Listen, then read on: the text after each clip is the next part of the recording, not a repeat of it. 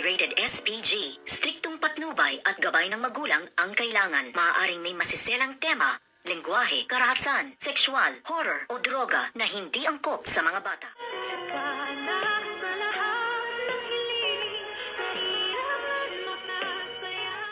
Good morning and welcome sa aking munting channel. At dito nga ay masayang-masaya na itong si Miss Lynette Santos dahil nag-grant na nga ang petisyon ng kasal nga nila nitong si Dr.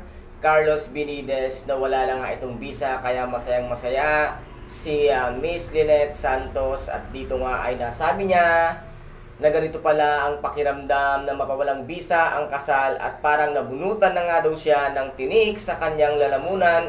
At gayon ay masayang-masaya din itong ang si Dr. Annalyn Santos nang batiin siya ng kanyang nanay ng congratulations. At ngayon ay pre ka na nanay at pre na rin si tatay, ay maaari nyo ng pagbigyan or ituloy ang inyong naudlot na pagmamahalan, na bigla namang ikinagulat nga nitong si Miss Lynette Santos na hindi niya sukat akalain na iyon pala ang sasabihin ng kanyang anak na si Dr. Annalyn Santos. At pangiti-ngiti lang naman itong ang si Doc RJ Tanyag sa mga sinasabi nga ng kanyang anak din na si Dr. Annalyn Santos. At ang sabi nga ni Dr. Annalyn Santos ay ito ay opinion ko lamang dahil nga mas magiging masaya ako kung magkakatuluyan na nga kayo at para mabuo na nga ang ating pamilya na matagal na ngang pinapangarap ni Dr. Annalyn Santos. Kung kaya't sabi naman dito ni Miss Lynette Santos ay tumigil ka na, at namumutla ang kanyang mukha dahil nga sobrang tense niya sa bawat salita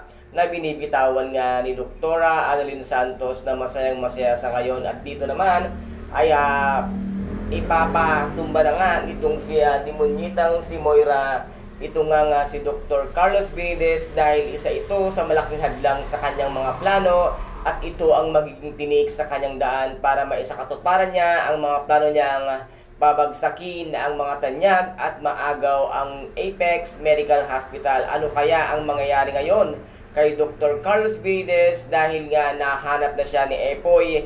Magtagumpay kaya si Epoy sa kanyang plano na kitilin ang buhay ni Dr. Carlos Benitez na ipinag-uutos nga ng demonyitang si Moira? And guys, ito po ang ating pakaaabangan mamayang hapon dito nga sa Abot Kamay na pangarap na kung saan ay napaka-intense at kapanapanabik ang bawat eksena. At kung nagustuhan po ninyo ang aking videos for today, paki-subscribe na lamang po ng aking channel, paki-like and share para mag-update kayo sa lahat ng gagawin kong video. Maraming salamat po. Ingat, God bless and bye-bye!